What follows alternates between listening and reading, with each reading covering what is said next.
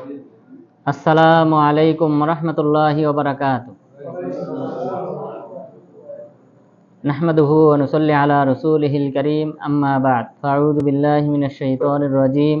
হামিম ওয়াল কিতাবিল মুবিন, ইন্না জাআলনাহু কুরআনান আরাবিয়্যান লাআল্লাকুম তা'কিলুন।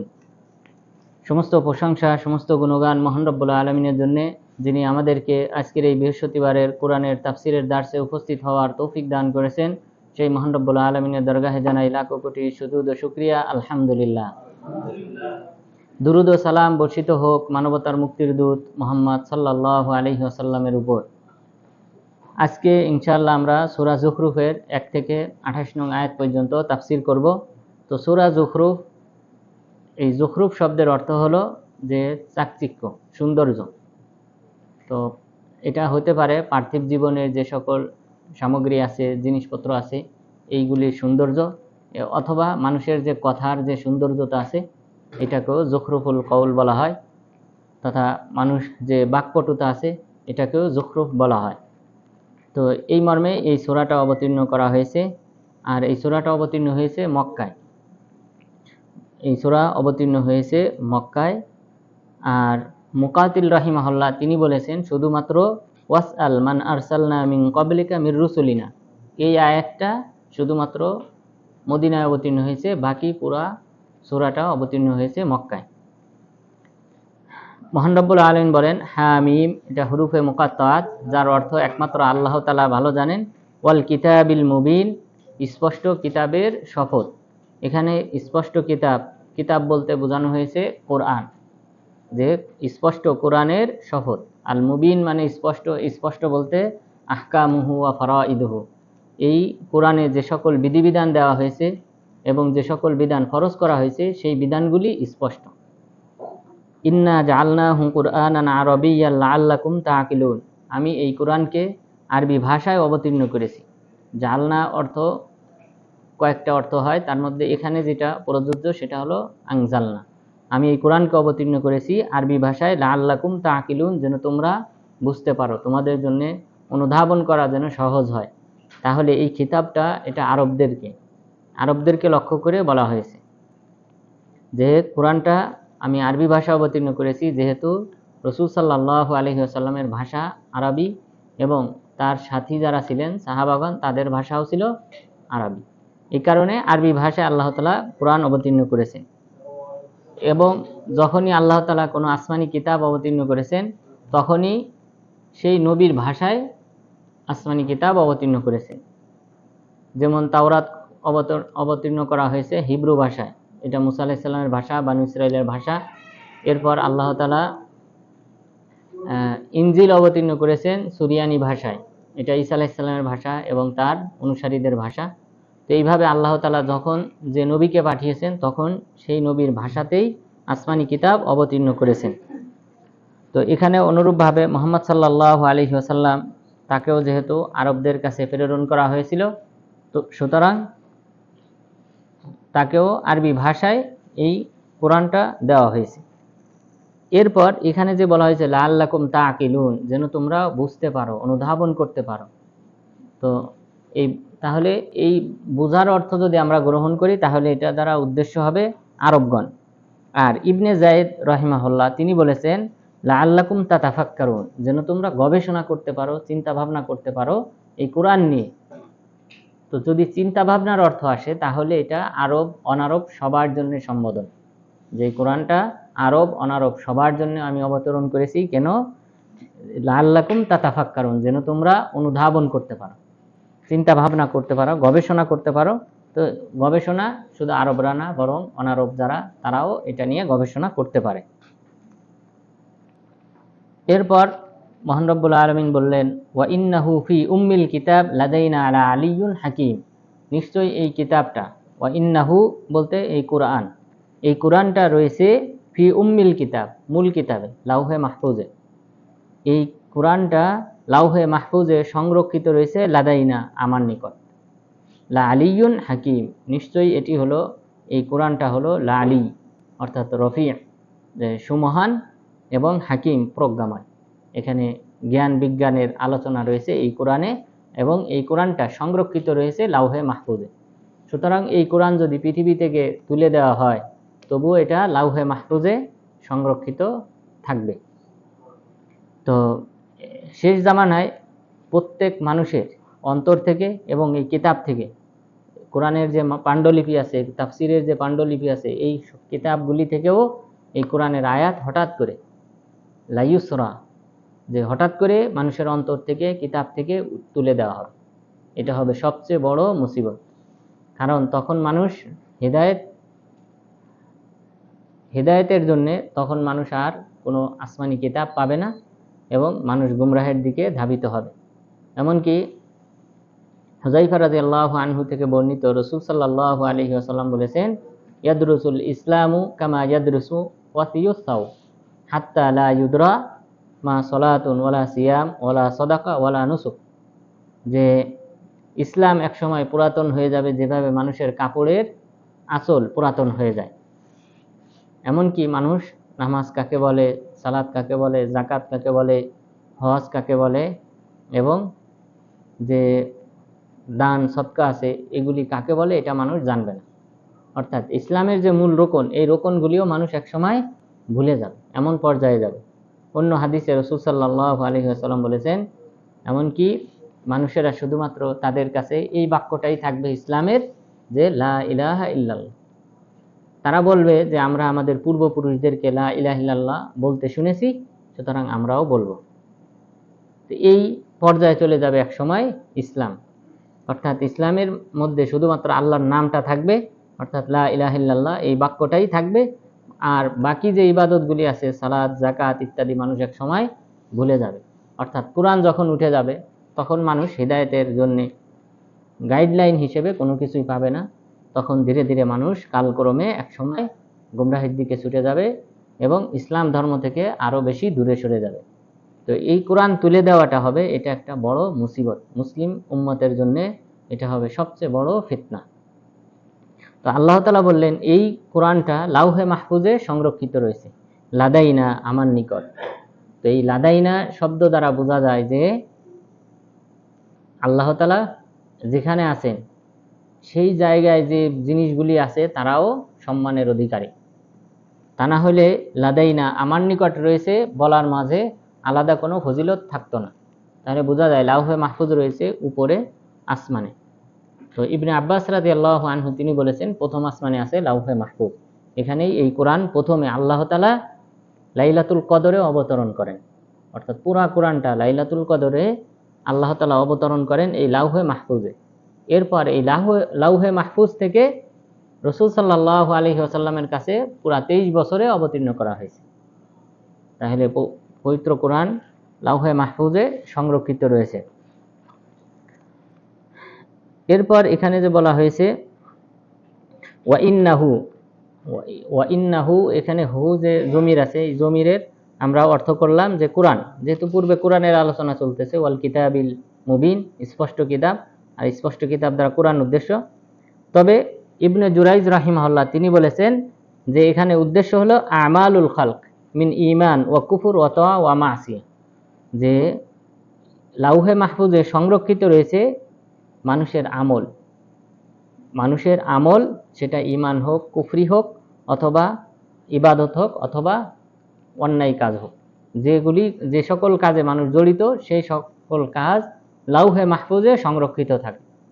অর্থাৎ লাউহে মাহফুজে সংরক্ষিত থাকবে, এক সময় তাদেরকে বিচারের সম্মুখীন করা হবে। তো এখানে সবচেয়ে স্পষ্ট যেটা বোঝা যায় সেটা হলো প্রথম অর্থটা, অর্থাৎ কোরআনটা সংরক্ষিত রয়েছে লাউহে মাহফুজে। আর এখানে যে শব্দটা উম্মুল কিতাব বলা হয়েছে, ফি উম্মিল কিতাব, তো শব্দটা এটাকে ইমও পাঠ করেছেন হামজা এবং কাসাই রাহিমাহুল্লাহ। তারা যে 10 জন কারি আছে কোরআনের, তো 10টি কিরাত রয়েছে, সেই 10 কিরাতের 2 জন প্রণেতা হামজা এবং কাসাই, যাদের থেকে 2টি কিরাত বর্ণিত হয়েছে, তারা এটাকে ইম্মিল কিতাব পাঠ করেছেন। অর্থাৎ ফি ইম্মিল কিতাব, অর্থাৎ উভয়ভাবেই পাঠ করা যায়, উম্মুল কিতাব এবং ইম্মিল কিতাব উভয়ভাবেই পাঠ করা যায়। এরপর মহান রব্বুল আলামিন বললেন মক্কার কুরাইশদেরকে লক্ষ্য করে, আফানাদরিবু আনকুমুয যিকরা সাফহান আন কুনতুম কওমান মুসরিফিন। তো কোরআন যে অবতীর্ণ করা হয়েছে, মক্কার কুরাইশরা এটাকে তারা কখনোই স্বীকার করে নাই, যেটা আল্লাহ তাআলার বাণী। আল্লাহ তাআলা বললেন, আফানাদুরিবু আনকুমুয যিকরা সফহান, এখানে জিকির মানে কোরআন। আমি কি তোমাদের থেকে এই কোরআনটাকে রহিত করব, উঠিয়ে নেব? আন কুনতুম কওমান মুসরিফিন, যে তোমরা সীমালঙ্ঘনকারী জাতি, পাপী জাতি। তো এই কারণে কি আমি এই কোরআনটাকে তুলে নেব মানুষের থেকে? না, বরং কোরআন অবতীর্ণ করেছি মানুষের হিদায়াতের জন্য। এই কোরআন স্থায়ীভাবে থাকবে, এটা মক্কার কুরাইশরা তাই অস্বীকার করুক অথবা এটা মেনে নিক, উভয় অবস্থাতে এই কোরআন বিদ্যমান থাকবে। তো এখানে যে বলা হয়েছে আন কুনতুম কওমান মুসরিফিন, মুসরিফ মানে সীমালঙ্ঘনকারী। তো এখানে মুফাসসিরিনগণ বলেছেন মুশরিকিন। মুসরিফের অর্থ হলো মুশরিক, তথা তোমরা ছিলে শিরিককারী। তো তোমরা শিরিক করার কারণে, তোমাদের শিরিকের কারণে আমি কি এই কোরআনের বাণী তুলে দেব? না, বরং কোরআন থাকবে। ওয়াকাম আরসালনা মিন নাবিয়্যিন ফিল আউয়ালিন, এখানে কাম এটা খবরিয়া, অর্থাৎ আমি অনেক নবী রাসূল প্রেরণ করেছি পূর্ববর্তী যুগে। তো এর মধ্যে থেকে কোরআনে শুধুমাত্র 25 জন নবীর নাম উল্লেখ করা হয়েছে, আর বেশ কয়েকজন নবীর ইঙ্গিত দেওয়া হয়েছে, নাম উল্লেখ করা হয় নাই। আর হাদিসে যে সংখ্যা উল্লেখ করা হয়েছে, সেই সংখ্যাগুলি সম্পর্কিত যত হাদিস রয়েছে সব হাদিস জয়ীফ। সংখ্যা বর্ণিত যে সকল হাদিস রয়েছে সব হাদিসগুলি জয়ীফ। তো সুতরাং এখানে আল্লাহ তাআলা অনির্দিষ্ট করে বললেন, ওয়াকাম আরসালনা মিন নাবিয়্যিন ফিল আউয়ালিন, আমি অসংখ্য নবী রাসূল প্রেরণ করেছিলাম পূর্ববর্তীদের মাঝে। ওমা ইয়াতিহিম মিন নাবিয়্যিন ইল্লা কানু বিহি ইস্তাহজিউন, যখনই তাদের কাছে কোনো নবী আসতেন তখনই তারা ঠাট্টা বিদ্রূপ করত। অর্থাৎ রাসূল সাল্লাল্লাহু আলাইহি ওয়াসাল্লামকে এখানে সান্ত্বনা দেওয়া হয়েছে যে মক্কার কুরাইশরা কোরআনকে অস্বীকার করে, কোরআনের প্রতি ঈমান আনয়ন করে না। তো এটা মানুষের স্বভাব। পূর্ববর্তী নবী রাসূলগণের মাঝেও যখনই নবী পাঠিয়েছি তখনও তারা তাদের কাছে যে ওহী প্রেরণ করা হতো সেটাকে তারাও অস্বীকার করত। ফাআহলাকনা আশাদ্দা মিনহুম বাতশা, আমি তাদের মধ্যেও শক্তিশালী জাতিকে আমি ধ্বংস করেছি। ওয়ামাদা মাসালুল আউয়ালিন, এবং তাদের উপমা অতীত হয়েছে। অর্থাৎ পূর্ববর্তী যে সকল আদ, সামুদ এবং কওমে নূহ, তারা তাদের আকৃতি, সবারই আকৃতি এবং শারীরিক গঠনের দিক থেকে এই কুরাইশদের চেয়ে বেশি শক্তিশালী ছিল। তো এই সকল জাতিকে আমি ইতিপূর্বে ধ্বংস করেছি। অর্থাৎ এখানে মক্কার কুরাইশদেরকে হুমকি দেওয়া হয়েছে যে তোমাদেরকেও এইভাবে ধ্বংস করা হতে পারে। কিন্তু রাসূল সাল্লাল্লাহু আলাইহি ওয়াসাল্লামের অবস্থানের কারণে আল্লাহ তাআলা মক্কার কুরাইশদেরকে ধ্বংস করেননি। যে দুইটি কারণ, একটা হলো তিনি যতদিন জীবিত থাকবেন ততদিন এই জাতিকে শাস্তি দিয়ে ধ্বংস করবেন না, আর দ্বিতীয় কারণ হলো যতদিন পর্যন্ত তারা তওবা করবে। তো রাসূল সাল্লাল্লাহু আলাইহি ওয়াসাল্লাম মারা গেছেন, প্রথম নিরাপত্তা উঠে গেছে। দ্বিতীয় নিরাপত্তা ইস্তেগফার। মানুষ যদি আল্লাহ তাআলার শাস্তি থেকে মুক্তি পেতে চায় তাহলে তার দ্বিতীয় যে নিরাপত্তা সেটা হলো বেশি বেশি ইস্তেগফার করা। তো আল্লাহ তাআলা এখানে মক্কার কুরাইশদেরকে বললেন যে তোমাদের চেয়ে শক্তিশালী জাতিকে আমি ইতিপূর্বে ধ্বংস করেছি। এরপর ওয়ালা ইন সাআলতাহুম মান খালাকাস সামাওয়াতি ওয়াল আরদা লা ইয়াকুলুন্নাল্লাহ, মক্কার কুরাইশদেরকে আপনি যদি জিজ্ঞাসা করেন আসমান জমিন কে সৃষ্টি করেছে, তাহলে তারা অবশ্যই বলবে খালাকাহুন্নাল আজিজুল আলিম, যে আসমান জমিন সৃষ্টি করেছেন পরাক্রমশালী বিজ্ঞ আল্লাহ তাআলা। অর্থাৎ এই ক্ষেত্রে তাওহীদের রুবুবিয়্যাত, আল্লাহ তাআলা যে সৃষ্টিকর্তা, রিজিকদাতা, বৃষ্টি বর্ষণকারী, তারপর উপকার অপকারের মালিক ইত্যাদি বিষয়ে তাদের কোনো অভিযোগ ছিল না। মক্কার কুরাইশদের যে অভিযোগটা ছিল সেটা হলো যে এক আল্লাহর ইবাদত করতে হবে, এই পয়েন্টে তারা কখনোই মেনে নেয়নি। অর্থাৎ তাওহীদের রুবুবিয়্যাহ তারা স্বীকার করত যে আল্লাহ তাআলাই হলেন সৃষ্টিকর্তা, রিজিকদাতা, তিনি ইবাদত পাওয়ার যোগ্য, কিন্তু মানত না। তারা ওসিলা হিসেবে মানত এই দেবদেবীকে। তো আল্লাহ তাআলা এই রুবুবিয়্যাতের মাধ্যমে দলিল দিয়েছেন যে আমি যদি সৃষ্টিকর্তা হই তাহলে তো ইবাদত পাওয়ারও যোগ্য আমি। অর্থাৎ তাওহীদের রুবুবিয়্যাতের মাধ্যমে আল্লাহ তাআলা মক্কার কুরাইশদের উপর হুজ্জত কায়েম করেছেন, দলিল পেশ করেছেন যে সৃষ্টিকর্তা আমি হলে ইবাদত পাওয়ার যোগ্য আমি। আল্লাযী জাআলা লাকুমুল আরদা মাহদাও ওয়া জাআলা লাকুম ফীহা সুবুলান লাআল্লাকুম তাহতাদুন। অর্থাৎ আসমান জমিন সৃষ্টি করেছেন যিনি হলেন পরাক্রমশালী, বিজ্ঞ, এবং যিনি হলেন জমিনকে করেছেন তোমাদের জন্য ফিরাশা, বিছানা স্বরূপ। ওয়া জাআলা লাকুম ফীহা সুবুলা, এবং তিনি এই পৃথিবীতে রাস্তা তৈরি করেছেন লাআল্লাকুম তাহতাদুন, যেন তোমরা তোমাদের গন্তব্যে পৌঁছাতে পারো। তাহলে এই জমিনকে আল্লাহ তাআলা বিছানা স্বরূপ করেছেন। এখানে যদি আমরা বাহ্যিক দিক থেকে লক্ষ্য করি যে এই পৃথিবীর মতো এরকম অসংখ্য গ্রহ নক্ষত্র মহাকাশে আছে, কিন্তু কোনোটাতেই কিন্তু এই প্রাণের সঞ্চার নাই, অর্থাৎ মানুষ বা কোনো সৃষ্টিকুল জীবজন্তু এদের অবস্থান নেই। তো আল্লাহ তাআলা এখানে বললেন আল্লাযী জাআলা লাকুমুল আরদা মাহদা, যিনি তোমাদের জন্য এই জমিনকে করেছেন বিছানা স্বরূপ, আরাম আয়েশ করার জন্য, এবং আরাম আয়েশ করার জন্য যা কিছু প্রয়োজন সব কিছু আল্লাহ তাআলা এখানে সৃষ্টি করেছেন। তো অন্যান্য আসমানে অন্যান্য গ্রহেতে যেহেতু পানি, গাছপালা, তরুলতা, জীবজন্তু, সমুদ্র, মাছ, অর্থাৎ যে সকল নিয়ামত দরকার পৃথিবীতে মানুষের টিকে থাকার জন্য, সেই সকল নিয়ামত একমাত্র এই পৃথিবীতেই আছে। তো আল্লাহ তাআলা এইভাবে সৃষ্টি করার পর তারপর মানুষকে এখানে পাঠিয়েছে, জান্নাত থেকে এরপরে এখানে পাঠিয়েছে।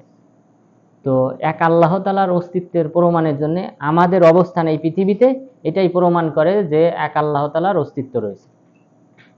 তা যদি না হতো তাহলে অন্যান্য গ্রহ, মঙ্গল গ্রহ, বুধ গ্রহ, বৃহস্পতি গ্রহ, আরও যে সকল গ্রহ রয়েছে প্রত্যেকটা নক্ষত্রের আন্ডারে, সেই সব গ্রহ নক্ষত্রে কেন পানি নাই, কেন গাছপালা নাই, তরুলতা নাই, কেন এরকম মানুষের মতো জীবজন্তু নাই, কেন নাই? কারণ এসব অঞ্চল আল্লাহ তাআলা চান নাই যে মানুষের বসবাসের উপযোগী করবে।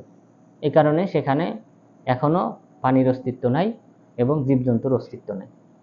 তো এখান থেকেই বোঝা যায় যে এই পৃথিবীতে আল্লাহ তাআলা এই মানুষ এবং জিন জাতির ইবাদতের জন্য এই পৃথিবীটাকে আল্লাহ তাআলা চয়ন করেছেন, এবং এখানে এই জাতীয় নিয়ামতগুলি সৃষ্টি করেছেন যেন তারা সুন্দরভাবে এখানে জীবনযাপন করতে পারে এবং আল্লাহর দরবারে যেন কোনো প্রকার অভিযোগ করতে না পারে যে আল্লাহ আমাদের রিজিকের ব্যবস্থা ছিল না, সুতরাং আমরা তোমার ইবাদত করতে পারি নাই। কোনো প্রকার ওজর আপত্তি যেন পেশ না করতে পারে, সেই ব্যবস্থা করে আল্লাহ তাআলা মানুষ এবং জিন জাতিকে এই পৃথিবীতে পাঠিয়েছেন। এরপর ওয়াল্লাযী নাযালা মিনাস সামাঈ মাআন বিকদার, এবং আল্লাহ তাআলা হলেন সেই সত্তা যিনি আসমান থেকে পরিমিত বৃষ্টি বর্ষণ করেন। অর্থাৎ অতিরিক্ত যদি বৃষ্টি বর্ষণ করেন এটাতে যেমনভাবে প্লাবন সৃষ্টি হবে, মানুষের ক্ষয়ক্ষতি বেশি হবে। তো আল্লাহ তাআলা কি করেন? আসমান থেকে পরিমিত বৃষ্টি বর্ষণ করেন। ফাআনশারনা বিহি বালদাতাম মাইতা, এরপর এই বৃষ্টির মাধ্যমে আমি অনাবাদী জমিগুলিকে আবার উর্বর করি। তাহলে চৈত্র মাসে, বিশেষ করে আমাদের বাংলা মাসের সর্বশেষ মাস চৈত্র মাস, এই মাসে কিন্তু গাছপালা, তরুলতা প্রায় মারা যায়। বিশেষ করে ঘাস যেগুলি আছে এই শ্রেণীর তরুলতাগুলি মারা যায়, অর্থাৎ এবং মাটি ফেটে যায়। তো এই চৌচির এরকম মৃত মাটিতে যখন আবার বৃষ্টিপাত হয় তখন কিন্তু আবার সতেজ হয়ে যায়, সবুজ সমারোহে ভরে যায়। তো এটা হলো আল্লাহ তাআলা একটা আমাদের জন্য দৃষ্টান্ত পেশ করেছেন। কাযালিকা তুখরাজুন, এই যে যেভাবে জমিনটা, মৃত জমিন বৃষ্টি বর্ষণের মাধ্যমে আবার পুনরুজ্জীবিত হয়, অনুরূপভাবে তোমাদের হাসর নাসর করা হবে। কাযালিকা তুখরাজুন, অনুরূপভাবে তোমাদেরকে এই জমিন থেকে জীবিত করা হবে, উঠানো হবে। বৃষ্টিপাতের মাধ্যমে যেমনভাবে তরুলতাগুলি জীবিত হয়, অনুরূপভাবে মানুষকেও এই মাটি থেকে অঙ্কুরিত করা হবে, জীবিত করা হবে, বিচার আচারের সম্মুখীন করা হবে। তাহলে আল্লাহ তাআলা একটা উপমা দিয়েছেন যে পরকালে মানুষকে জীবন দেওয়ার, যে দুনিয়াতে যেমনভাবে একসময় মাটি চৌচির হয়ে যাওয়ার পর এখানে যেমনভাবে কোনো কিছু উৎপন্ন হয় না, মৃত জমিন থাকে, কিন্তু বৃষ্টি বর্ষণের মাধ্যমে যেমনভাবে আবার পুনরায় সবুজ সমারোহে ভরে যায়, অনুরূপভাবে আমিও মানুষকে কবর থেকে জীবিত করব। এটা আমাদের পরকালীন ঈমানের প্রতি আল্লাহ তাআলা এখানে আমাদেরকে উদ্বুদ্ধ করেছেন। ওয়াল্লাযী খলাকাল আজওয়াজা কুল্লাহা, এখানে আল্লাহ তাআলার তাওহীদের রুবুবিয়াতের আলোচনা, অর্থাৎ আল্লাহ তাআলার যে ক্ষমতা, কুদরত, সেইগুলির বর্ণনা চলতেছে। যে আগের আয়াতে বলা হলো পৃথিবীকে আমি নিজে কি করেছি, বসবাসের উপযোগী করেছি, বিছানা স্বরূপ করেছি। এরপরে বললেন বৃষ্টি বর্ষণ করি পরিমিত, যতটুক মানুষের প্রয়োজন সেই পরিমাণ মতো আমি বৃষ্টি বর্ষণ করি। এরপরে বলতেছেন ওয়াল্লাযী খলাকাল আজওয়াজা কুল্লাহা, এবং আল্লাহ তাআলা হলেন তিনি যিনি সকল কিছু, সকল শ্রেণীর বস্তুকে জোড়ায় জোড়ায় সৃষ্টি করেছেন। সকল শ্রেণীর বস্তু অর্থাৎ মানুষ বলেন, জিন বলেন, এরপর গাছপালা তরুলতা বলেন, এদের সবাইকে আল্লাহ তাআলা জোড়ায় জোড়ায় সৃষ্টি করেছে। এমনকি যে ফুলগুলো আছে এই ফুলের মধ্যে জোড়া আছে, স্ত্রীলিঙ্গ এবং পুরুষ লিঙ্গের রেণু আছে এখানে। এরপর শুধুমাত্র এখানেই না, বরং যে সকল ফল হয় এই ফলের মধ্যেও স্ত্রীলিঙ্গ এবং পুরুষলিঙ্গ আছে। আল্লাহ তাআলা বললেন ওয়াল্লাযী খলাকাল আজওয়াজা কুল্লাহা, আল্লাহ তাআলা হলেন তিনি যিনি সকল কিছু জোড়ায় জোড়ায় সৃষ্টি করেছেন। ওয়াজআলা লাকুম মিনাল ফুলকি ওয়াল আনআমি মা তারকাবুন, এবং তিনি জলে এবং স্থলে আরোহণ করার জন্যে, যানবাহনে চড়ার জন্যে আল্লাহ তাআলা তোমাদের জন্যে নৌকা সৃষ্টি করেছেন এবং আনআম সৃষ্টি করেছেন। আনআম বলা হয় যে কোরআনে যেটা বলা হয়েছে যে আনআম বলা হয় চতুষ্পদ জন্তু, তবে চতুষ্পদ জন্তুর মাঝে প্রধানত 4 শ্রেণী: উট, গরু, দুম্বা এবং ছাগল। এই 4 শ্রেণীকে আনআম বলা হয়, যেটা দিয়ে কুরবানি দেওয়া যায়। কিন্তু এখানে আনাম দ্বারা কি বলা হয়েছে, এখানে আনাম দ্বারা উদ্দেশ্য হলো উট, কারণ গরু, ছাগল, দুম্বা এই 3টার উপর কিন্তু কেউ আরোহণ করে না।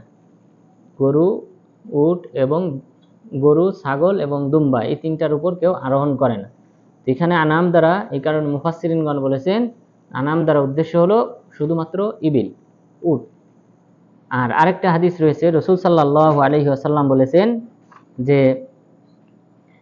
বাইনামা রাজুলুন রাকিবা বাকারা ইয ক্বালাত লাহু লাম উখলাক লিহাযা ইন্নামা খুলিকতু লিল হারস। যে একটা ঘটনা বর্ণনা করলেন যে একদা এক ব্যক্তি একটা গাভীর উপর চড়ে বসলো। চড়ে বসার পর এই গাভীটা কথা বলল যে আমাকে এই জন্য সৃষ্টি করা হয় নাই, যে তুমি আমাকে সওয়ারি হিসেবে, বাহন হিসেবে ব্যবহার করবে, এই জন্য আমাকে সৃষ্টি করা হয় নাই। ইন্নামা খুলিকতু লিল হারস, আমাকে সৃষ্টি করা হয়েছে চাষাবাদের জন্য, অর্থাৎ হাল চাষ, যেটা হাল চাষের জন্য আমাকে সৃষ্টি করা হয়েছে, এবং আমাকে আমার পিঠে চড়ার জন্য সৃষ্টি করা হয়নি। তাহলে এই হাদিস থেকেও এরপর রাসূল সাল্লাল্লাহু আলাইহি সাল্লাম বললেন আমানতু বিযালিকা আনা ওয়া আবু বকর ওয়া উমর। এই হাদিসের প্রতি তথা এই গরু যে কথা বলেছে এটার উপর ঈমান আনয়ন করলাম আমি, আবু বকর এবং উমর।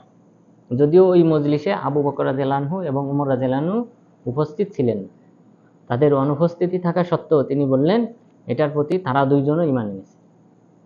অর্থাৎ রাসূল সাল্লাল্লাহু আলাইহি ওয়াসাল্লামের প্রতি তাদের যে ভালোবাসা, শ্রদ্ধাবোধ, এই কারণে তিনি বললেন যে তারা যদি শুনতে পায় যে আমি এই হাদিস বর্ণনা করেছি তাহলে অবশ্যই তারা ঈমান আনবে।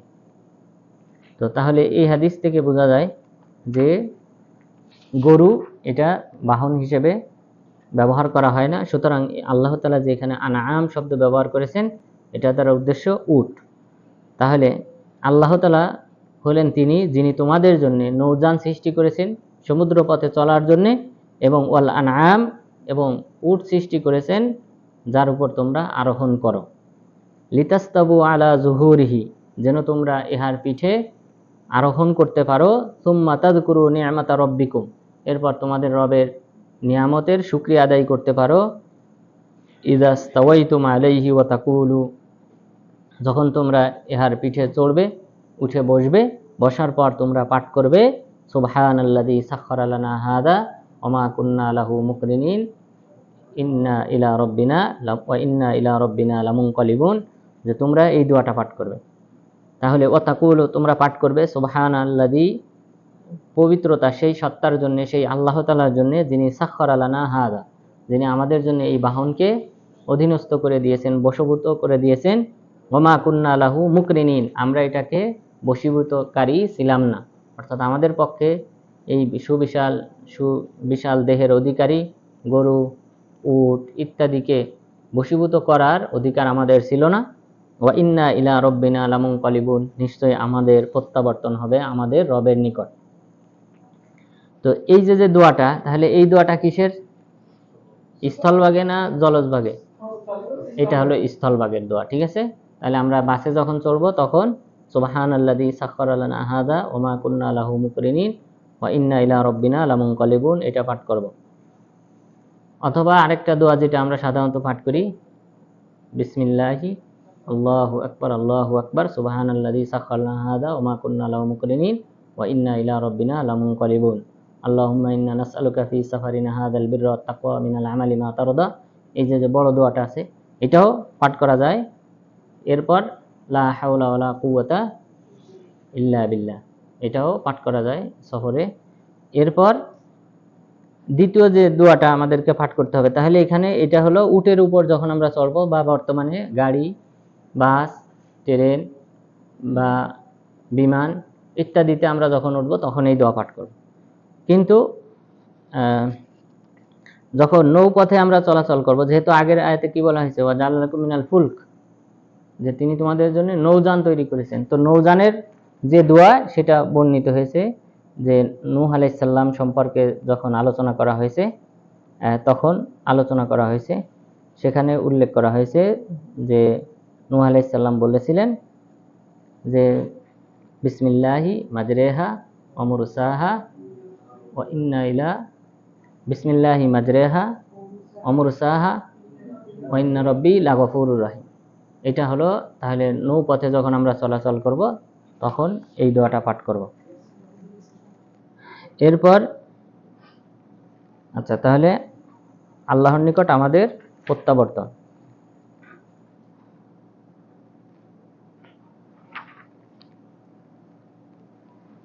ওয়াজআলু লাহু মিন ইবাদিহি জুজআ। এরপর আল্লাহ তাআলা উল্লেখ করলেন যে মক্কার মুশরিকদের যে একটা অভ্যাস ছিল, সেই অভ্যাসের মধ্যে অন্যতম হলো যে তারা আল্লাহ তাআলার সাথে শিরিক করত। ওয়াজআলু লাহু মিন ইবাদিহি জুজআ, তারা মক্কার কুরাইশরা তারা আল্লাহ তাআলার সাথে তার বান্দাদের মধ্য থেকে শরিক সাব্যস্ত করে। এখানে জুজআ মানে শরিক সাব্যস্ত করা। তো মিন ইবাদিহি, তার বান্দাদের মধ্য থেকে। আল্লাহ তাআলার বান্দা কারা? এখানে উদ্দেশ্য ফেরেশতারা, অর্থাৎ আল্লাহ তাআলার যে কনিষ্ঠ বান্দা রয়েছে ফেরেশতাগণ, সেই ফেরেশতাদের মধ্য থেকে মানুষ আল্লাহ তাআলার শরিক সাব্যস্ত করে। ইন্নাল ইনসানা লাকাফুরুম মুবিন, নিশ্চয়ই মানুষ হলো স্পষ্ট কুফরিকারী। মুবিন মানে স্পষ্ট কুফরিকারী, অর্থাৎ যখন সে বালা মুসিবতের মধ্যে পড়ে তখন সেই বালা মুসিবত এটা কি করে? গুণে রাখে। আর যখন নিয়ামত পায় তখন সে ভুলে যায়। অর্থাৎ নিয়ামতের কথা কেউ যদি কারো প্রতি ভালো ব্যবহার করে, আচরণ করে, এটা ভুলে যায়, কিন্তু কেউ যদি খারাপ আচরণ করে এটা আবার ঠিকভাবে গণনা করে রাখে। এটা হলো মানুষের অভ্যাস। তা আল্লাহ তাআলা বললেন নিশ্চয়ই মানুষ হলো স্পষ্ট কুফরিকারী। কুফরি বলতে এখানে নিয়ামতের কুফরিকারী।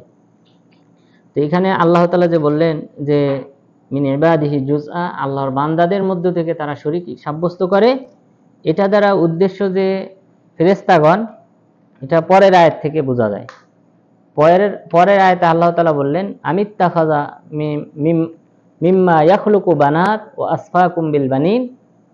আল্লাহ তাআলা কি তিনি যে সকল মাখলুক সৃষ্টি করেছেন সেই মাখলুকের মধ্য থেকে তিনি কি চয়ন করেছেন মেয়েদেরকে, আর তোমাদের জন্য চয়ন করেছেন ছেলে সন্তান। অর্থাৎ মক্কার কুরাইশদের যে একটা অভ্যাস ছিল যে তারা মেয়ে সন্তান হলে জীবিত প্রথিত করত, জীবন্ত মাটিতে পুঁতে ফেলত মেয়ে সন্তান হলে। আর তারা এখানে কি বলল আগের আয়াতে, মিন ইবাদি, আল্লাহর বান্দাদের মধ্য থেকে শরীক সাব্যস্ত করে, অর্থাৎ তারা বলে যে ফেরেশতাগণ হলেন আল্লাহ তাআলার কি? ফেরেশতারা আল্লাহ তাআলার কি? মেয়ে, ঠিক আছে, কন্যা। তো আল্লাহ তাআলার মেয়ে। আর তাহলে স্ত্রী কারা? জিনদের মধ্যে নেতৃস্থানীয় যে সকল সর্দারনি মহিলা আছে তারা। তো এই আকীদা পোষণ করত। তাহলে এই আয়াতে আল্লাহ তাআলা যে বললেন আল্লাহর বান্দাদের মধ্য থেকে তারা শরীক সাব্যস্ত করে, উদ্দেশ্য হলো ফেরেশতাদেরকে মেয়ে সাব্যস্ত করে। কারণ পরের আয়াতে আল্লাহ তাআলা কি বললেন? আমিত্তাখাযা মিম্মা ইয়াখলুকু বানাত, আল্লাহ তাআলা কি তার সৃষ্টির মধ্য থেকে শুধুমাত্র মেয়েদেরকে চয়ন করেছেন, অর্থাৎ ফেরেশতারা মেয়ে, যে আকীদা পোষণ করে মক্কার কুরাইশরা। ওয়াসফাকুম বিল বানিন, আর তোমাদের জন্য ছেলে সন্তান চয়ন করেছেন।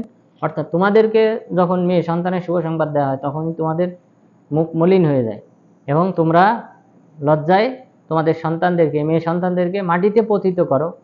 তো এমন মেয়ে সন্তান কেন আমার জন্য সাব্যস্ত করেছে যে আমি ফেরেশতাদেরকে মেয়ে হিসেবে গ্রহণ করেছি? তোমরা কেন এটা করো? এটা অন্যায়। এরপর আল্লাহ তাআলা বললেন, আলাকুমুদ্দাকারু ওয়া লাহুল উনসা, যে তোমাদের জন্য কি ছেলে সন্তান আর আল্লাহ তাআলার জন্য মেয়ে সন্তান? অর্থাৎ এটা হলো মক্কার কুরাইশদের যে আকীদা, সেই আকীদার ব্যাপারে আল্লাহ তাআলা বললেন, ওয়া ইযা বুশিরা আহাদুহুম বিমা দরাবা লির-রহমানি মাসালা দাল্লা ওয়াজহু মুসাদ্দা ওয়া হুয়া কাযীব। যখন তারা যে দয়াময় আল্লাহ তাআলার ক্ষেত্রে যে দৃষ্টান্ত উপমা স্থাপন করেছে, সেই উপমা দৃষ্টান্তর ব্যাপারে যখন তাদেরকে শুভ সংবাদ দেওয়া হয় তখনই তো তার মুখমণ্ডল মলিন হয়ে যায় এবং সে রাগান্বিত হয়। ওহুয়া কাযীম, নিজের ক্রোধকে সে দমন করে, অর্থাৎ রাগে ক্ষোভে সে তার চেহারা মলিন হয়ে যায়, অর্থাৎ মেয়ে সন্তানের সংবাদ পেলে। তো সেই মেয়ে সন্তান কিভাবে আমার ক্ষেত্রে তারা সাব্যস্ত করে।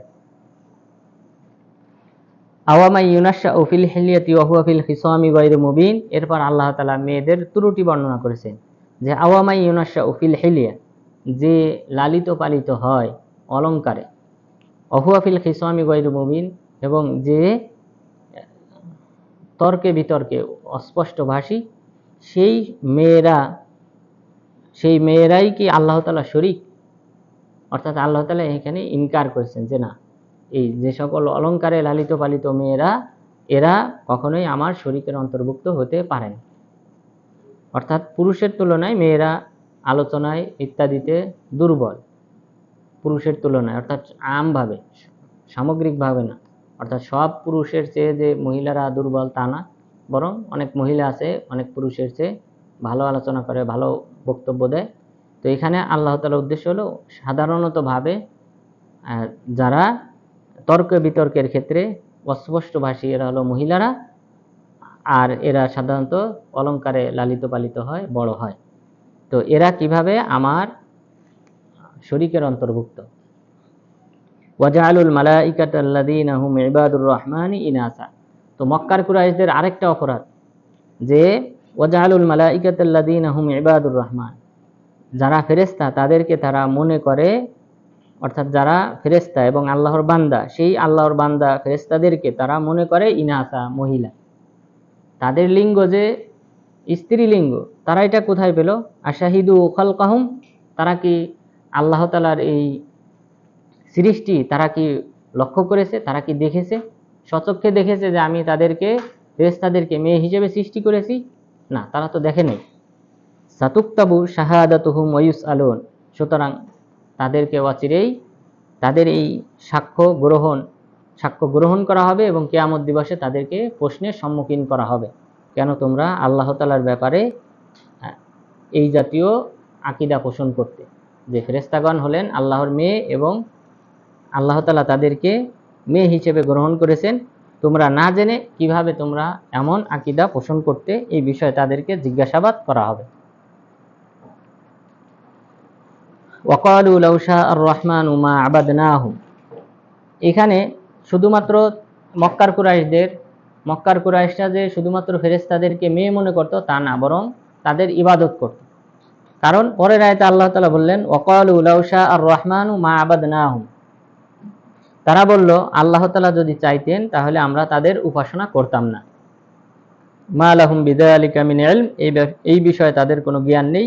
ইনহুম ইল্লা ইয়াখরুসুন, যে তারা শুধুমাত্র ধারণাবশত মন্তব্য করে। তাহলে মক্কার কুরাইশরা এই যে বিভিন্ন দেবদেবীর পূজা করে, ফেরেশতাদের পূজা করত, এই পূজা করাটা এরা বৈধ করার জন্য তাদের কোনো প্রকার দলিল ছিল না, শুধুমাত্র এই কথা বলা ছাড়া যে আল্লাহ তাআলা চাইলে আমরা তাদের উপাসনা করতাম না। অর্থাৎ তাকদীরের মাধ্যমে তারা কি দিয়েছে? দলিল গ্রহণ করেছে যে আমরা তো তাকদীরে বিশ্বাস করি, আল্লাহ তাআলা কোনো কিছু না চাইলে সেটা কি হয় না, ঘটে না, ভালো হোক মন্দ হোক। তো তারা এখানে তাদের এই পাপকে, অপরাধকে তাকদীরের মাধ্যমে দলিল দিয়েছে যে আল্লাহ যদি চাইতেন তাহলে তো আমরা শিরক করতাম না, তো আল্লাহ তাআলা চান বিধায় আমরা কি করি? শিরিক করি। অর্থাৎ তারা নিজেদেরকে এখানে বাঁচানোর চেষ্টা করেছে। কিন্তু আল্লাহ তাআলা বলে দিয়েছেন যে আমি দুইটি পথ দেখিয়ে দিয়েছি, ভালো মন্দ।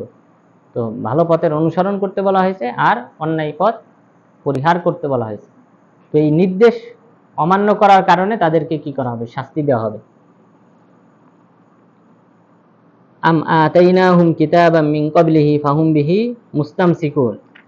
যে এখানে তারা যে বলল যে আল্লাহ চাইলে আমরা অন্য দেবদেবীর পূজা করতাম না, আল্লাহ তাআলা বললেন আম আতাইনাহুম কিতাবাম মিন ক্বাবলিহি ফাহুম বিহি মুস্তামসিকুন, নাকি আমি তাদেরকে এই কোরআন অবতীর্ণ করার পূর্বে আসমানি কোনো কিতাব দিয়েছি যেই কিতাবের তারা অনুসরণ করে?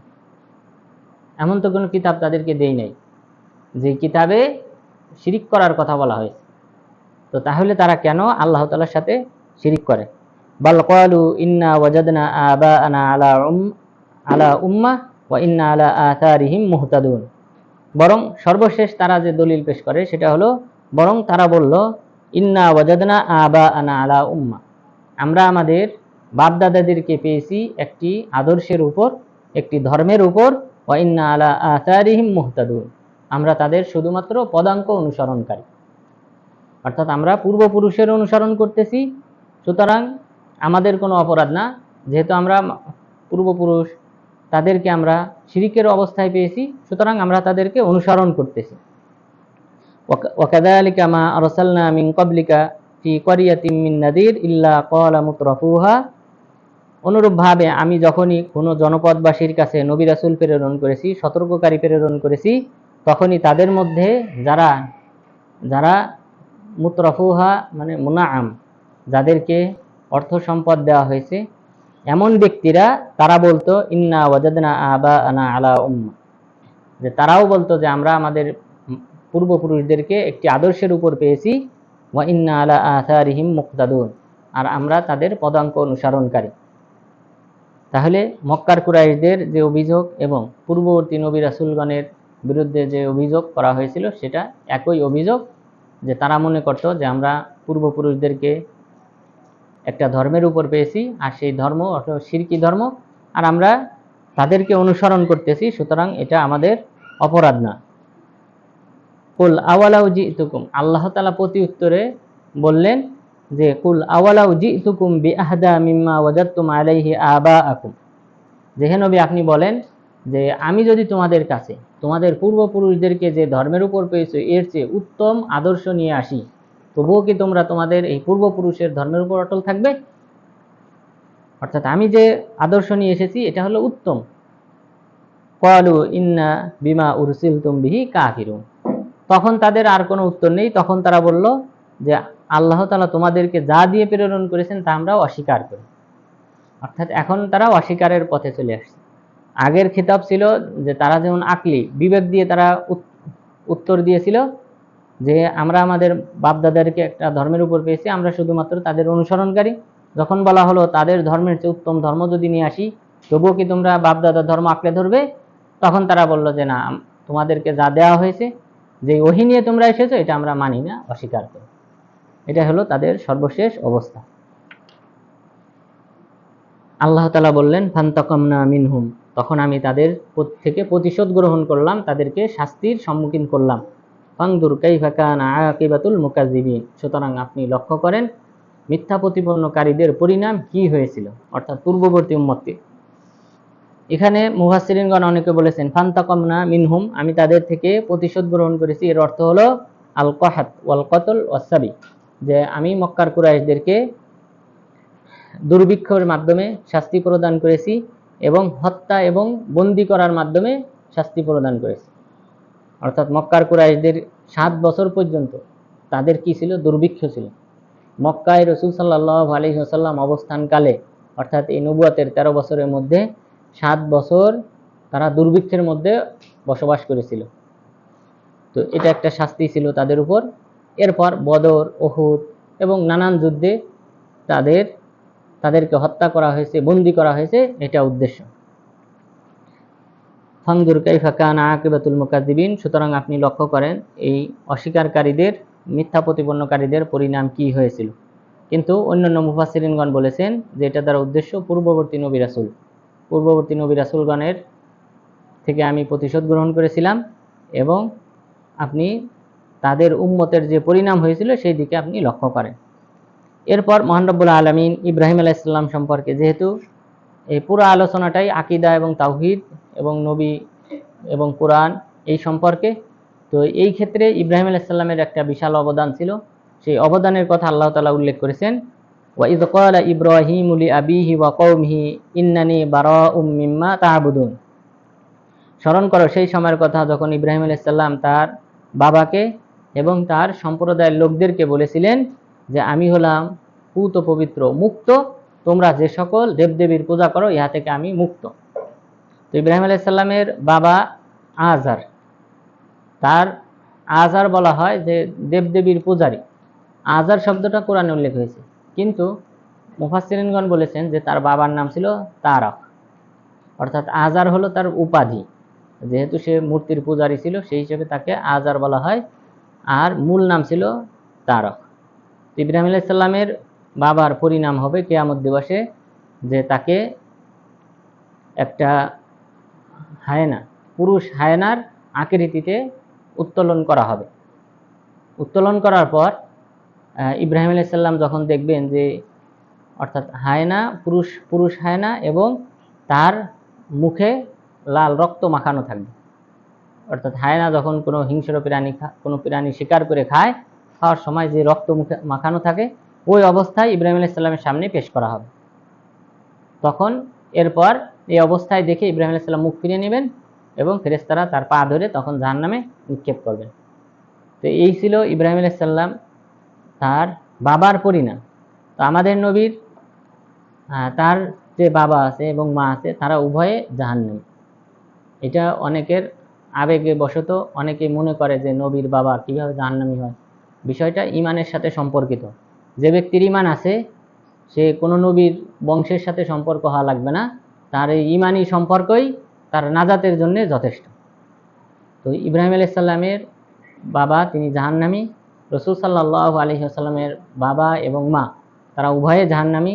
রাসূল সাল্লাল্লাহু আলাইহি ওয়াসাল্লামের কাছে এক ব্যক্তি আসলেন, আসার পর বললেন, আইনা আবি, হে আল্লাহর রাসূল আমার বাবা কোথায় আছেন, অর্থাৎ জান্নাতে না জাহান্নামে?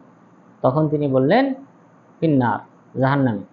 তখন এই সাহাবী মন খারাপ করে চলে যাচ্ছিলেন, তখন পুনরায় আবার ডাক দিয়ে বললেন আবি ও আবুকা ফিন্নার, আমার বাবা এবং তোমার বাবা উভয়ে জাহান্নামে। এটা সহিহ মুসলিমে উল্লেখ করা হয়েছে। এরপর রাসূল সাল্লাল্লাহু আলাইহি ওয়াসাল্লাম তিনি তার মায়ের জন্য ইস্তেগফার করার অনুমতি চাইলেন আল্লাহ তাআলার নিকট। আল্লাহ তাআলা অনুমতি দেন নাই। তখন কবর জিয়ারতের অনুমতি চাইলেন, কবর জিয়ারতের অনুমতি দেওয়া হলো। তখন আবওয়া নামক স্থানে, অর্থাৎ মক্কা থেকে 10 কিলোমিটার, তো মদিনা থেকে যাওয়ার পথে, তো এই আবওয়া নামক স্থানে সেখানে 1400 সাহাবী নিয়ে তিনি কবর জিয়ারত করেছেন। কিন্তু ক্ষমা প্রার্থনার অনুমতি দেওয়া হয় নাই। কেন? কারণ কোনো মুশরিকের জন্য ক্ষমা প্রার্থনা করা যাবে না। কোনো মুমিন ব্যক্তি কোনো মুশরিকের জন্য ক্ষমা প্রার্থনা করতে পারবে না। আল্লাহ তাআলা আয়াত অবতীর্ণ করলেন, আপনি যদি 70 বারেরও বেশি ক্ষমা প্রার্থনা করেন তবুও আপনার এই ক্ষমা গ্রহণযোগ্য হবে না, অর্থাৎ আল্লাহ তাআলা কবুল করবেন না। তো এখানে এই হাদিসে এখানে রাসূল সাল্লাল্লাহু আলাইহি সাল্লামকে ইস্তেগফারের অনুমতি দেওয়া হয় নাই। আর অন্য আরেকটা হাদিসে বিভিন্ন রাওয়ায়াতে উল্লেখ হয়েছে যে এক সাহাবী এসে জিজ্ঞাসা করলেন যে বাবার মতোই, যে আল্লাহর রাসূল আমার মা কোথায়? তখন তিনি বললেন তোমার মা জাহান্নামে। মন খারাপ করে যাওয়ার সময় আবার জিজ্ঞাসা, রাসূল সাল্লাল্লাহু আলাইহি সাল্লাম বললেন তোমার মা এবং আমার মা উভয়ে জাহান্নামে। সুতরাং হাদিস স্পষ্ট। আমাদের আবেগ দিয়ে কোনো কিছু ইসলামী বিধিবিধানের কোনো প্রকার হুকুম দেওয়া যাবে না, বরং এটা কোরআন এবং হাদিসে যেভাবে উল্লেখ হয়েছে আমাদেরকে সেভাবেই ঈমান আনতে হবে। এবং মূল সূত্র হলো জান্নাতে যাওয়ার, নাজাত পাওয়ার, মুক্তি পাওয়ার মূল সূত্র হলো ঈমান। যার মধ্যে ঈমান আছে সে ব্যক্তি একদিন না একদিন জাহান্নাম থেকে মুক্তি পাবে। অর্থাৎ তার অন্য যত কবিরা গুনাহ থাক, শিরক বাদ দিয়ে বাকি যত কবিরা গুনাহ থাক, সে একদিন না একদিন নাজাত পাবেই ঈমানের বলে বলিয়ান হয়ে। কিন্তু যে ব্যক্তির মধ্যে ঈমান থাকবে না সে কখনোই জান্নাতি হবে না। এটা হলো সূত্র। তো সেই সূত্র অনুযায়ী এখানে ইব্রাহিম আলাইহিস সালামের বাবা তিনি যেমনভাবে জাহান্নামী, অনুরূপভাবে রাসূল সাল্লাল্লাহু আলাইহি সাল্লাম এবং তার বাবা এবং মা তারা এই দুইজন হলেন জাহান্নামী। এরপর মহান রব্বুল আলামিন বললেন ইল্লাল্লাযী ফাতারানি ফাইন্নাহু সায়াহদিন। ইব্রাহিম আলাইহিস সালাম বললেন আমি হলাম পুত পবিত্র, তোমরা যে সকল দেবদেবীর পূজা করো তা থেকে, তবে সেই সত্তা থেকে নয় যিনি আমাকে সৃষ্টি করেছেন। ফাইন্নাহু সায়াহদিন, তিনি আমাকে সৎপথ দেখাবেন। তাহলে আমি শুধুমাত্র আমার রব যিনি আমাকে সৃষ্টি করেছেন আমি তার থেকে মুক্ত নই, বরং তারই উপাসনাকারী। আর তোমরা যে সকল দেবদেবীর পূজা করো ইহা থেকে আমি মুক্ত। তো ইব্রাহিম আলাইহিস সালামের এই যে বাণীটা যে যে হে বাবা, তোমার এবং তোমার কওমের তোমরা যে সকল দেবদেবীর পূজা করো এর সাথে আমার কোনো সম্পর্ক নাই, এই যে কথাটা, অর্থাৎ নিজের আত্মীয়তার সম্পর্ক ছিন্ন করা এবং সামাজিক সম্পর্ক ছিন্ন করা, এটাকে আল্লাহ তাআলা কি করলেন? ওয়াজালাহা কালিমাতান বাকিয়াতান ফি আকিবি, আল্লাহ তাআলা তার এই বাণীটাকে পরবর্তী জেনারেশনের জন্য রেখে দিয়েছেন। লাআল্লাহুম ইয়ারজিউন, যেন তারা সৎ পথে ফিরে আসতে পারে, অর্থাৎ শিরিকের উপর যেন অটল না থাকে। এই কারণে ইব্রাহিম আলাইহিস সালামের এই বাণীটা পরবর্তী সকল নবী রাসূলগণেরও এই একই বাণী ছিল যে শিরিক বর্জন করতে হবে এবং শিরিককারীদের সাথে আমাদের কোনো সম্পর্ক নাই। আল্লাহ তাআলা এই বাণীটা পরবর্তী জেনারেশনের মাঝে রেখে দিয়েছেন। এখানে যে আকিবিহি বলা হয়েছে, আকিব শব্দটা মোট 11টি অর্থে ব্যবহার হয়, মোট 11টি অর্থ। আকিব মানে পরবর্তীদের মধ্যে। তো পরবর্তী বলতে কাকে বোঝায়? কেউ কেউ বলেছেন ইব্রাহিম আলাইহিস সালামের সন্তান ইবিন। তো এই আকিব শব্দটা ইবিন অর্থেও ব্যবহার হয়। তো এখানে মোট 11টি অর্থ রয়েছে। তো তার মধ্যে একটা হলো ইবিন, ইবিন মানে ছেলে। আরেকটা অর্থ হলো ওয়ালাদ, ওয়ালাদ মানে সন্তান, ছেলে মেয়ে উভয়টা। এরপর 3 নাম্বার হলো যুররিয়া, যুররিয়া মানেও ছেলে মেয়ে উভয়টাই অন্তর্ভুক্ত। এরপর 4 নাম্বার শাই বাদা শাই মিন জিনসিহি, যে নিজের বংশের প্রথম স্তর, দ্বিতীয় স্তর, এইভাবে যত স্তর নিচে নামবে তাদের সবাইকেই আকিব বলা হয়। আকিব মানে হলো মূলত পায়ের গোড়ালি, পায়ের গোড়ালির পিছনের সাইড, এটা যেহেতু পিছনে থাকে অর্থাৎ পরে যারা আসে এদেরকে কি বলা হয়? আকিব বলা হয়। এটা হলো চতুর্থ অর্থ। এরপর পঞ্চম অর্থ নাসাল, নাসাল মানে বংশ। এরপর আল, আল মানে পরিবার। এরপর করাবা নিকটাত্মীয়, এই ক্ষেত্রেও ব্যবহার হয়।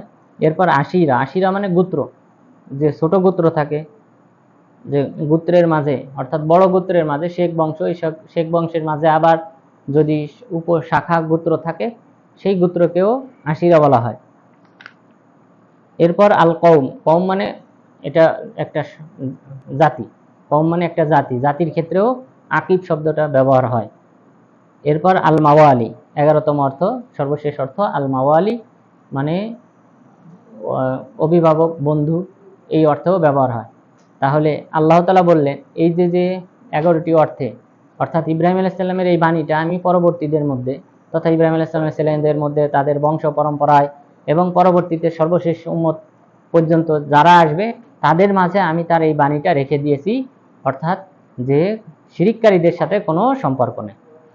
তো সুতরাং আজকের আলোচনায় আমরা যে বিষয়গুলি জানতে পারলাম যে আল্লাহ তাআলা এই সূরা যুখরুফটা বিশেষ করে যে অবতীর্ণ করেছেন এটা মক্কায় অবতীর্ণ করেছিলেন এবং এই সূরাতে আল্লাহ তাআলা রাসূল সাল্লাল্লাহু আলাইহি ওয়াসাল্লামকে যে পবিত্র কোরআন দিয়েছেন সেই কোরআন সম্পর্কে আলোচনা করেছেন এবং মক্কার মুশরিকদের যে কিছু স্বভাব রয়েছে সেই স্বভাব সম্পর্কে আলোচনা করেছেন। তো আল্লাহ তাআলা যেন আমাদেরকে যে তাওহীদবাদী এবং সেই সাথে শিরিক বর্জনকারী হিসেবে আল্লাহ তাআলার একনিষ্ঠ বান্দা হিসেবে এই পৃথিবীতে বেঁচে থাকা এবং এর মাধ্যমে আল্লাহ তাআলার নৈকট্য অর্জন করার মাধ্যমে ইহকালীন এবং পরকালীন সফলতা অর্জন করার তৌফিক দান করেন। আমিন। আকুলু কওলি হাদা ওয়াস্তাগফিরুল্লাহ লি ওয়া লাকুম ওয়া লিসাইরিল মুসলিমিন।